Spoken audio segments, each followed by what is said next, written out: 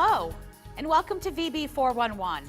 I'm your host, Ms. Information, the know-it-all in City Hall, here to clear up misinformation and combat rumors with facts. First stop, tourism dollars. More than 15 million people each year visit Virginia Beach, and who could blame them? I mean, we get to live where other people vacation. It's a $1.4 billion industry that cultivates over 13,000 jobs and generates $120 million in revenue for the city. Now that money comes from a combination of taxes and fees collected from around the city, not just the oceanfront. In fact, many of these taxes and fees were specifically requested by hoteliers and restaurateurs so that the city could invest in projects that would keep Virginia Beach competitive with other East Coast destinations. Now, half of the $120 million in taxes and fees go directly into the general fund to help pay for city services such as public safety, schools, infrastructure, libraries, and recreation centers. Now, about $40 million goes to the Tourism Investment Program, often called the TIP Fund. This money is used for tourism-related projects, which residents get to enjoy as well. The Sandler Center for Performing Arts, the Boardwalk Convention Center, and improvements on Atlantic and Pacific Avenues were all TIP-funded projects.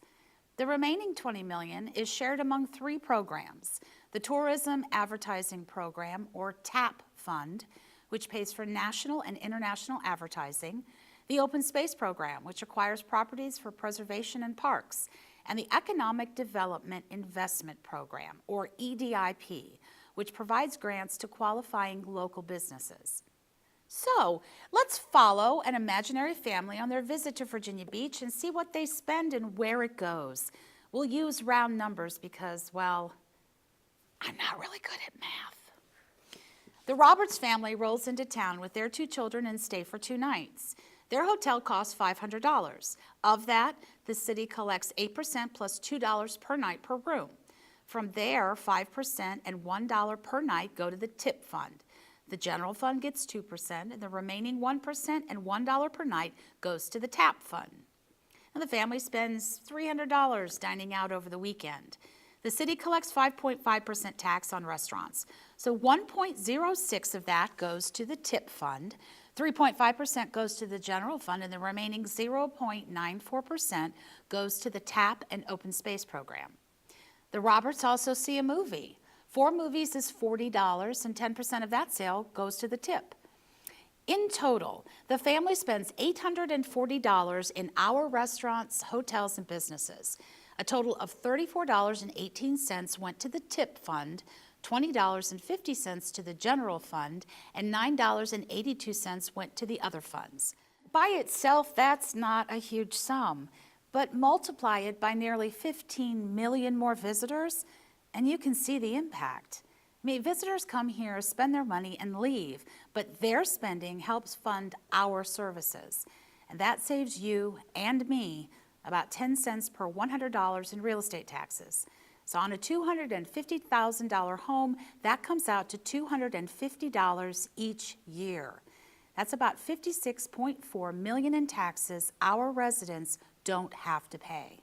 Now, this is a very basic look at only a few sources of revenue for our city. Visit the link below and check out the video description for more detailed information. Now, in today's Beach Bucket segment, I'm going to be addressing a comment on a photo the city shared on Facebook. Take a look. Linda posted, "You won't find that around here. All you see is concrete. Don't be fooled."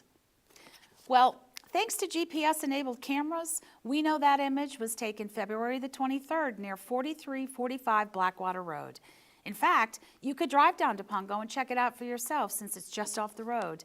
And there's not much concrete in that part of town. And now, you're in the know. Thanks for joining me today. If there's a topic you want us to consider for a future episode, email me at misinfo@vbgov.com.